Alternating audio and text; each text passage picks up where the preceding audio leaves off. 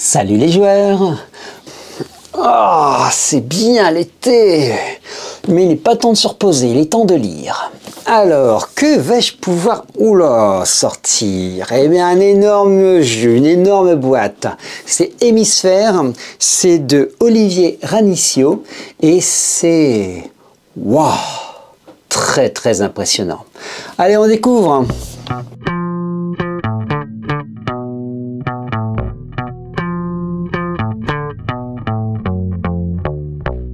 Alors, avant de feuilleter les ouvrages, moi je vous propose peut-être d'ouvrir la boîte et puis voir le matériel qu'il y a à côté. Voilà. Dans cette boîte, nous allons y retrouver une énorme carte qui est sensiblement la même d'un côté et de l'autre. C'est la carte de l'univers. Alors, vous voyez, je ne connais pas les formats, mais c'est vraiment très très grand. Alors, j'espère que je me suis reculé assez pour que vous vous en rendez compte. Donc, c'est un univers, c'est un petit continent, Fertilis, et qui se trouve bloqué au nord par la mer de glace, et on ne lui connaît pas beaucoup d'autres îles tout autour, il n'y a pas grand chose. Nous avons des montagnes de la barrière polaire, nous avons la grande forêt de Mélinard, les grands bois cuivrés, des plaines sans fin, des marécages grouillants. Bref, c'est un univers qui nous promet pas forcément le plus grand repos. Alors comment plie-t-on les cartes? Mon Dieu! Heureusement qu'on appuie ça dans les voitures. Voilà, j'ai trouvé.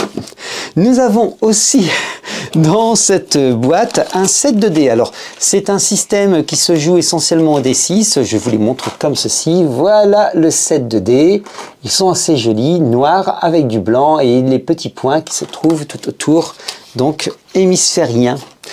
Nous avons aussi des jetons. Je vais ouvrir le petit sachet de jetons. Ce sont donc beaucoup de jetons. Beaucoup de jetons, c'est le système de jeu. On va en reparler d'ailleurs. Ce système de jeu est toujours avec ces petits points hémisphériens. Voilà. Alors, je ne sais pas si la caméra va les prendre. J'en mets peut-être deux et puis on verra. Voilà. Voilà les jetons. Donc, petits jetons en matière plastique. Voilà. Pas de surprise. Nous avons aussi un carnet mémoire. Donc, carnet, c'est un recueil de fiches mémoire pour montrer différents éléments de l'univers de jeu. Et d'ailleurs, je vais vous en montrer quelques-uns. Voilà. Et cela vous permettra de voir tout de suite les magnifiques illustrations qui sont faites aussi par l'auteur. L'auteur est aussi illustrateur. Donc voilà, quelques illustrations. Nous avons donc des habitats. Maintenant, nous allons passer sur des insectes, qui ne sont pas tout à fait des insectes. Et vous comprenez maintenant que ce monde est un monde qui est très original. Et quand je dis très original, c'est peu de le dire. Alors, peut-être vous montrer ici. Voilà. On y voit, entre autres, ici, donc... quelqu'un qui a un parasite. Je ne sais pas si vous avez vu, enfin attendez, je vais reprendre. Là ici, nous avons à chaque fois l'échelle. Ici nous avons l'échelle à partir de la main pour cet insecte et ici l'échelle à partir de l'homme. Voilà, et ça donne une idée de la taille donc, de ces créatures. Donc il n'y a pas que des créatures, il y a l'habitat. Et si on continue, bon là on a encore des créatures, je dis ça, puis voilà, des champignons, des drôles de choses. C'est vraiment, le carnet mémoire, c'est vraiment, oui, c'est... l'objet qui va bien pour les petites fiches. Alors, il faut les retrouver par contre. Mais qui vous préparez votre partie, vous avez votre carte de mémoire, ça évite de sortir les livres, vous montrez à table aux joueurs, c'est plutôt malin. Nous avons aussi dans cette boîte des livrets de personnages. Alors, nous en avons un paquet, nous en avons 6 livrets de personnages. Et que trouve-t-on à l'intérieur? Nous y trouvons donc une fiche conséquente. Voilà. Des points particuliers qu'on retrouve dans les pages 70 à peu près, donc sur la puissance, les achats de narration et les impacts, les essaims endommagés, la fiche de personnage ici avec culture d'origine, les compétences, les spécialités, l'équipement et les notes. Voilà pour la seconde page. Et après, nous y retrouvons des aides de jeu. Donc, aides de jeu ici. Et enfin, des souvenirs. Des notes libres, des souvenirs fragmentés, les souvenirs fragmentés et des notes que voici. Donc, de quoi en fait mener vos camarades, j'allais dire, mener vos personnages, vos joueurs, pour accompagner tout au long d'une campagne et se souvenir, se rappeler et garder ça précieusement. Voilà, ça c'est le genre de petites choses que je trouve toujours très sympa, puisque ça fait le cadeau entre guillemets de campagne et ça permet de fixer, de garder les souvenirs. Et c'est toujours assez marrant de le relire plus tard. Voici l'écran en 4 parties. C'est un format A4 donc debout, voilà. Et vous avez donc des illustrations, c'est celles que l'on trouve sur la boîte, toujours ce ton pastel assez onirique. Et puis au dos, vous allez retrouver les différentes tables nécessaires. Voilà, je vais les passer, vous voyez, c'est assez dense. Il y a du contenu parce que les règles sont plutôt denses. Voilà, donc des points inspiration. C'est par exemple lorsqu'on a, ça c'est malin cette table, c'est lorsqu'on a un PNJ, on veut le caractériser, donc PNJ avec une balafre et il est très avenant, ou alors il a une odeur nauséabonde, ou il a des antennes qui ont la bougeotte, ou il a une maladie de peau, un conticule, maquillage raté, enfin voilà, il y a plein de petites inspirations, pareil, état d'une entité apeurée, clairvoyante, confuse, des intrigues d'amitié, d'amour, des invitations, des jalousies, kidnapping, malade. Vous avez retrouvé aussi, donc dans ce code violet, des noms d'Atridans, des noms de Skeltus. Donc ça, c'est les noms des différentes races que l'on retrouve ici. Des noms d'Ominus, des noms de Simir. Donc ça, on va le découvrir dans le livre. Et bien sûr, ici, en code couleur plutôt orange, ce sont les points de règle, et en code couleur sur le point vert, c'est plutôt les us et coutumes, et là je dirais c'est plus ici les infractions, la législation, voilà, donc avec un contexte et gravité. Voilà, un écran rigide, format A4. Eh bien, ça ne serait pas forcément tout. Non, parce qu'il nous manque quand même 3 livres conséquents. Donc je les avais sortis ces livres, il nous manque le livre 3, l'encyclopédie, ça va être rapide à vous présenter. Le livre 2, les conseils, outils, scénarios, c'est pas du luxe, il est assez conséquent aussi. Et le livre 1, c'est-à-dire la création de personnages et les règles. Bon, allez, eh ben c'est parti, on va feuilleter tout ça. Eh bien, on va commencer avec le premier livre, donc Personnages et règles. C'est un livre d'environ 200 pages avec un petit signet. On verra l'importance du signet puisque j'ai bloqué quelque chose à cet endroit.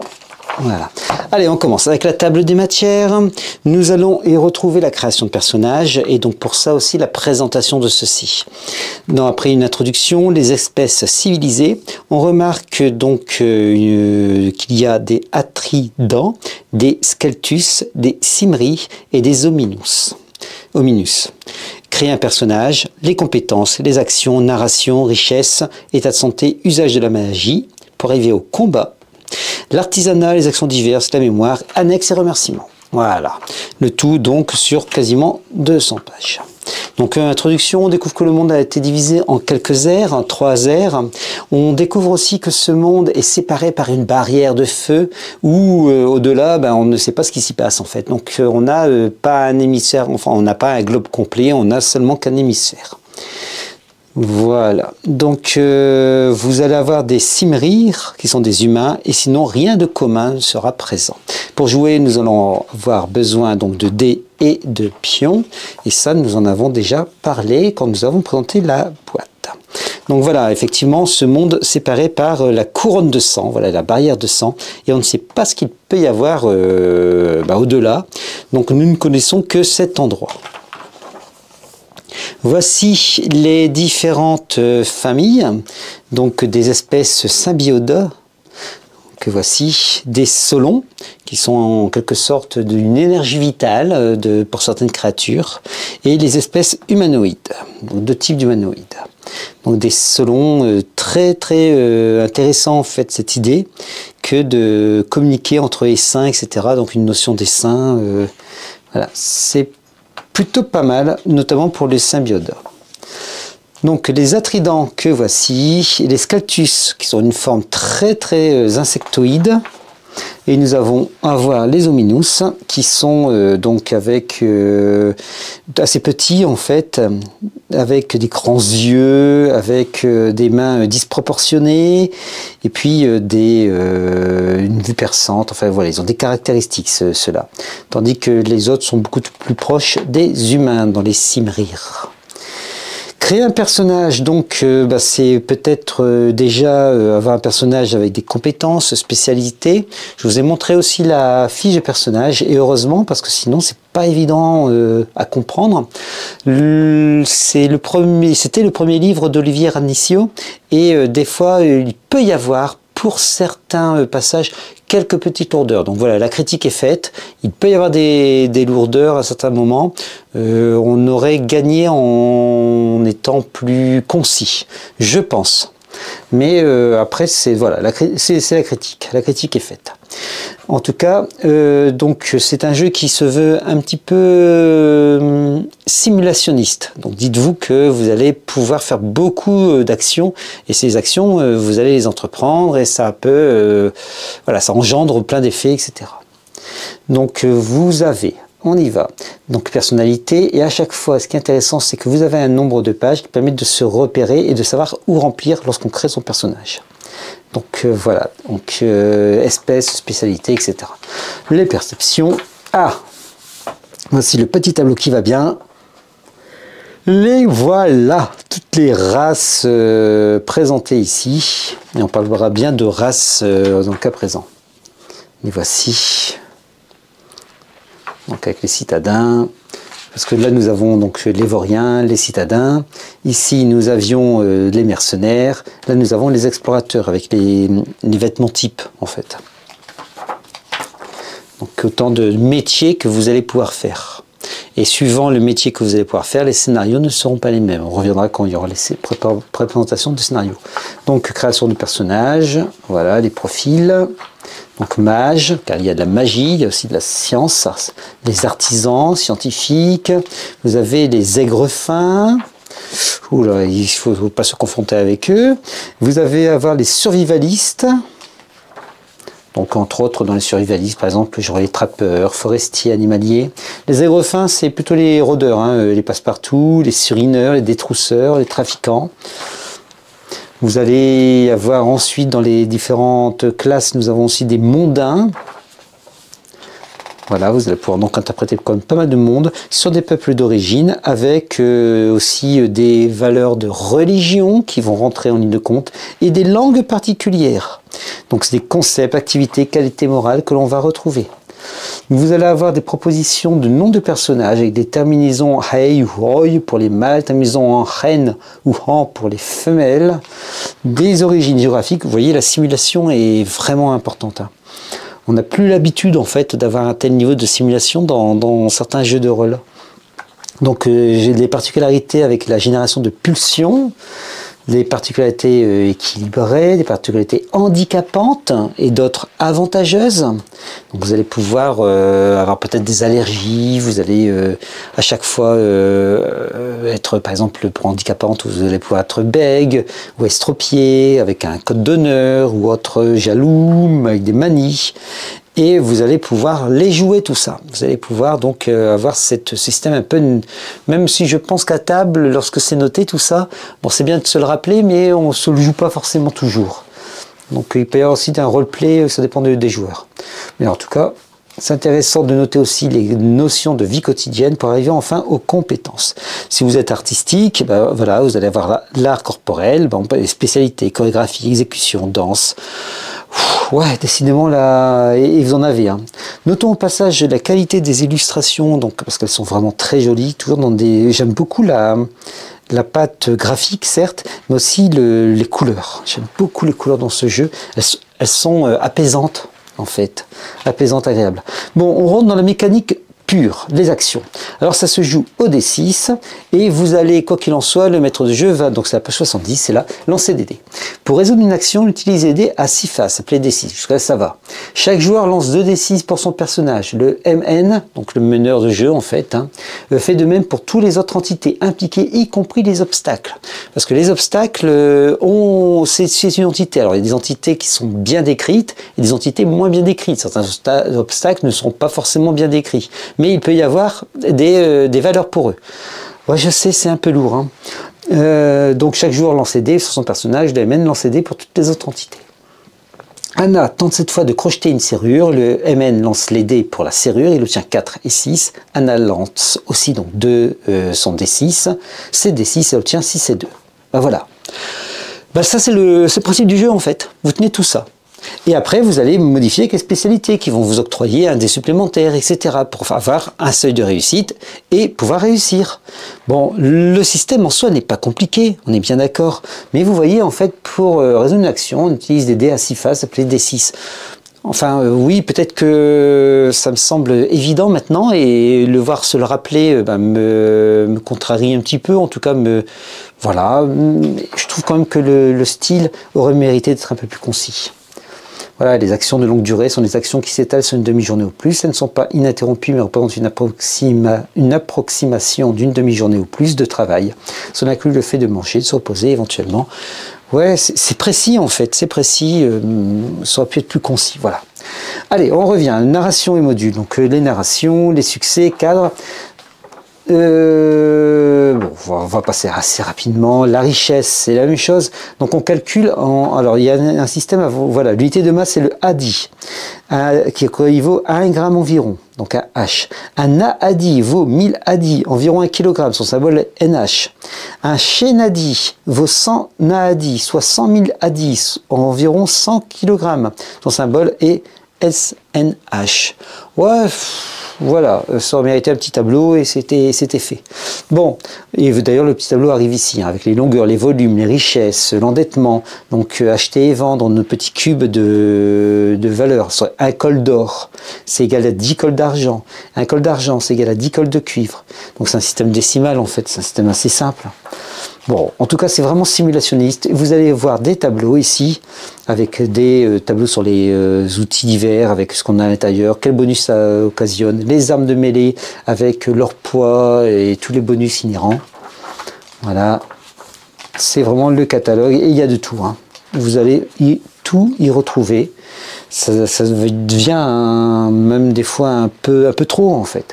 État et santé, donc on vous propose lorsque vous combattez de pouvoir infliger à votre adversaire différents états. On n'est pas obligé de le tuer, on peut l'assommer, on peut voilà, on est loin en fait, il y a 3 états et on n'est pas du tout obligé de. C'est un jeu qui n'est pas forcément meurtrier. Si vous désirez de jouer autrement, vous pouvez le faire. En tout cas moi c'est comme ça que je le ressens.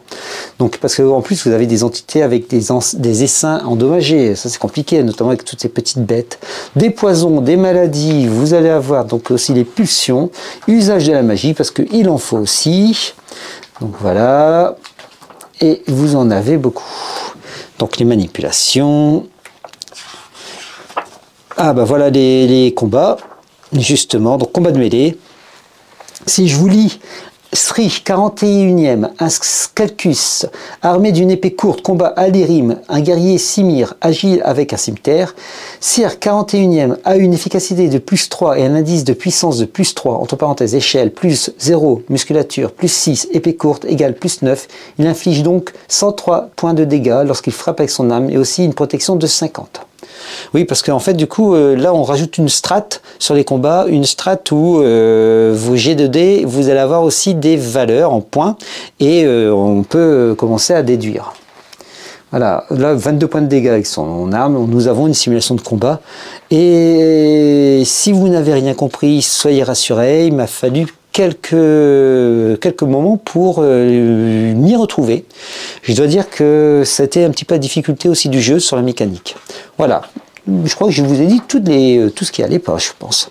Parce que le reste, effectivement, c'est très beau. Simulationniste, et donc moi, ça m'évoque en fait un jeu que l'on investit, qu'on investit beaucoup, et un jeu sur lequel on va rester. C'est-à-dire, on ne peut pas se permettre de faire un one-shot et puis merci, au revoir. Non. De la part du MJ comme de la part des joueurs, ça signifie que vous allez faire au moins une campagne, si ce n'est 2, si ce n'est 3, et peut-être même jouer pendant un petit moment avec ce jeu. Donc voilà, les différentes armes en artisanat, vous pouvez avoir des armes qui peuvent avoir des défauts, vous allez valider aussi les défauts ou alors des qualités. Bon, vous voyez, il y a beaucoup de choses, hein, beaucoup de tables. Des actions diverses, donc c'est les déplacements, le terrain, épreuve de force, conduire un attelage, etc. Bon, autant de choses qui peuvent servir, mais c'est simulationné aussi. La mémoire, parce que vous allez avoir des jetons de souvenirs, voilà nos fameux jetons, entre autres, et vous en avez une mémocère, vous avez une mémocère avec 5 jetons pour démarrer. Donc jetons de souvenirs, c'est les informations qui vous permettent de retrouver certaines choses. Voilà, les fonctionnements de base. Quand on rentre dans l'effraction à la salle d'un trésor d'un puissant seigneur, les PJ tombent nez à nez avec un grand tableau. Le MN propose un souvenir fragmenté à acheter à son propos. Et donc voilà, vous pouvez acheter des souvenirs fragmentés. Et d'où d'ailleurs les souvenirs que vous retrouvez dans la fiche du livret de personnage. Ok, c'est marqué d'ailleurs toujours hein, les coûts en fait notés ici. Les anecdotes, donc précision sur l'histoire du personnage, aussi simulationné. Voici pour terminer le livre la fiche de personnage, le glossaire général, l'index et les remerciements aux souscripteurs. Donc le livre 1, c'est fait. Le livre 2, des conseils, des outils et des scénarios. Alors les conseils par contre sont très intéressants. Vous retrouvez aussi un code couleur à chaque fois différent. Je ne sais pas si je voulais préciser, mais il y a un code couleur, donc là c'est plus pour l'univers, et à la fin code couleur pour le scénario, donc en violet. D'ailleurs, regardons rapidement la table des matières, excusez-moi. Créer des aventures avec campagne, ici, campagne d'appel, campagne, voilà, des propositions en fait. Créer une culture, créer une législation, créer une entité sociale, créer un animal, créer un végétal, parce que ce jeu n'est pas figé, vous allez pouvoir vous l'approprier, d'où l'intérêt vraiment pour des années. Hein. Et c'est une grande force de ce jeu que d'être, enfin aussi, oui, c'est une faiblesse et une force à la fois que d'être aussi dense, aussi simulationniste. On continue, créer un environnement, une maladie, un poison, le passé, une matière et maintenant les scénarios. Donc on arrive ici à la page 159 et on va démarrer avec l'île maudite. Vous avez 6 scénarios en tout, où sont servis une balle et masques, etc. Autant de scénarios qui vous permettront d'explorer aussi certaines facettes du jeu. Si vous êtes par exemple des voyageurs ou si vous êtes des gardes du corps, vous allez escorter des convois. Voilà, vous n'allez pas jouer de la même manière et c'est même des fois des univers totalement sur lesquels vous n'aurez pas accès en fait. Hein. Bon, alors introduction, c'est donc le deuxième des 3 livres, pas de problème. Ça se pioche, ça se prend hein, par petits morceaux. Donc introduction et conseils sur les souvenirs, interpréter les obstacles, interpréter les PNJ, créer la tension, créer des aventures. Voilà, autant de conseils que l'on retrouve partout. Sur les villes, les armes magiques si besoin était même. Créer une culture, ça c'est un chapitre très intéressant, très intéressant. Je connais des étudiants qui seraient très contents d'avoir ce chapitre sur créer une culture avec religion, les souvenirs. Créer une législation aussi, les lois, le droit, des sentences, une entité sociale. On ne va pas tous vous les passer. Hein, créer un animal, donc on a toute la chaîne de création et ensuite, je veux dire, c'est quasiment scientifique. C'est scientifique en fait. Là, le jeu a aussi une force là-dessus qui est une force de science. Enfin, l'auteur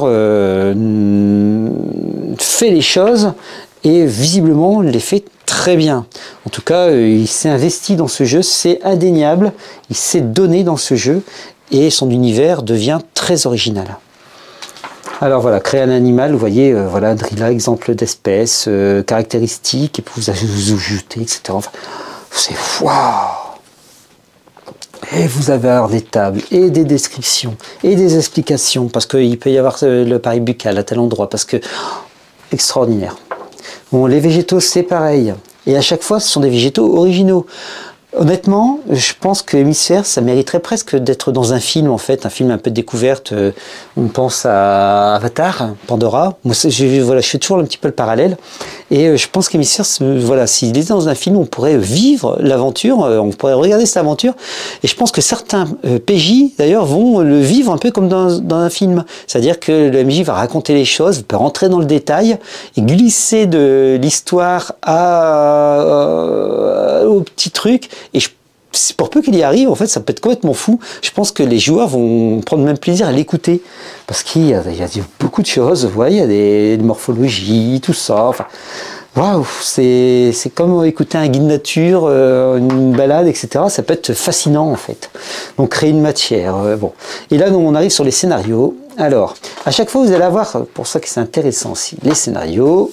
Prenons le premier scénario, vous allez avoir une carte, vous allez avoir la complexité, vous allez avoir la complexité pour les joueurs, la complexité pour le meneur, le nom des personnages pré-tirés, donc type d'aventure escorte, type de groupe mercenaire, durée approximative 3 heures, on est bien sûr un petit scénario d'introduction, découverte, avec donc le synopsis, et puis des cartes à distribuer qui sont expliquées ici. Autant de petites aides, enfin c'est top quoi, top.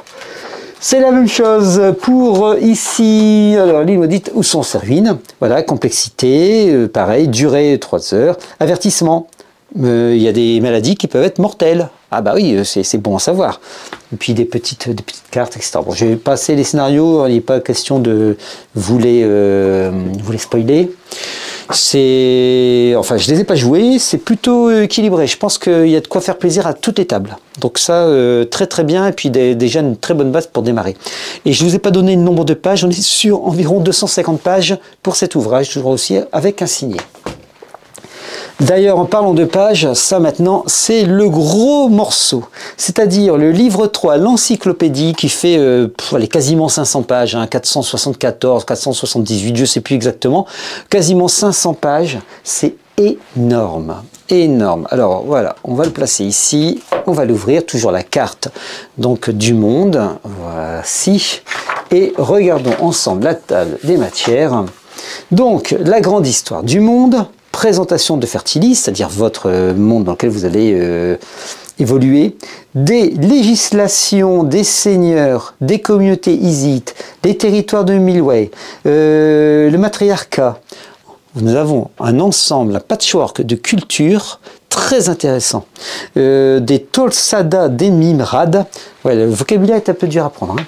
Surtout pour moi en plus. Donc les anciens peuples, les clans, enfin, vous allez avoir des animaux, les végétaux, le tout est décrit aussi en complément du livre 2. Donc, je ne vais pas forcément vous le présenter plus que ça. Je vais me dépêcher, on va feuilleter rapidement. Vous voyez donc toujours ces illustrations, le style qui ici devient plus intéressant, peut-être parce que l'auteur ne va pas chercher les petits détails pour expliquer les règles, etc. et va réexpliquer, expliquer et encore expliquer. Non, là, il va être un peu plus concis. C'est, voilà, on sent la passion par contre, hein. Là, on sent la passion, l'union féodale, alors... Et puis des descriptions sur la géopolitique, c'est top. Honnêtement, c'est vraiment top. C'est intéressant, il y a beaucoup de choses. Il s'est éclaté, hein. Il s'est vraiment éclaté pour ce domaine, pour ce jeu de rôle. Et je pense qu'il y a moyen, pour peu que vous rentriez dans cet univers, eh ben d'offrir à vos joueurs un monde, mais d'une originalité qui est assez stupéfiante.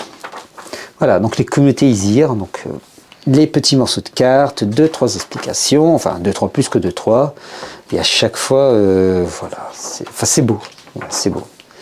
Les illustrations, donc on a des illustrations en pleine page, il y en a quelques-unes, hein, sont encore une fois très jolies. Matriarcat Casral, mon Dieu, tient son nom de la fondatrice de la colonie qui s'installa dans la péninsule des Deuils amers il y a fort longtemps. Il est essentiellement peuplé de Skaltus, des Sardridians en écrasante majorité. Voilà. Donc un petit peu des hommes un peu insectes en fait, hein. Bon, il y a beaucoup de choses. Allez, on va montrer les peuples de Fertilis, donc des habitats, j'adore ce type d'habitat. C'est trop joli en fait, un habitat rond comme ça. C'est pas la tanière du hobby, mais avec une cour intérieure, un atrium, très très sympa. Ici, ça évoque l'Asie. On ne doit pas être bien loin d'ailleurs, les anciens peuples ici. Bon, il y a voilà, des anciennes ruines à découvrir, hein. Vous voyez donc le cercle, on va passer tous ces 450 pages, les animaux avec les comportements, les petites tables qui vont bien, pour aller de viscoïde à tentaculien, aquarème et dévora. Donc on a toute la chaîne d'évolution, je pense que ça doit s'appeler comme ça, je pense que c'est ça. En tout cas, il y en a beaucoup. Voilà, et on arrive sur les végétaux avec pareil, cette petite chaîne d'évolution, et les généralités, les échelles, enfin tout ce qui conçoit, qui fabrique donc ce monde en réalité. Et faire coexister tout ça, eh ben, pas évident, hein. Qu'est-ce que c'est beau. Allez, mon Dieu, on se termine sur les maladies, antiquité, quelques objets à trouver éventuellement, et enfin on termine sur les index et remerciements. Il y a l'index toujours aussi pratique, même s'il y a un vocabulaire qui est assez particulier, et des remerciements aux souscripteurs. Et il est temps de se dire au revoir. Maintenant, l'avis critique. Alors, que penser d'Hémisphère? Ben, vous l'aurez compris, c'est un jeu qui se prend pas à la légère. C'est un jeu touffu, conséquent, avec un lore, c'est-à-dire un univers complet.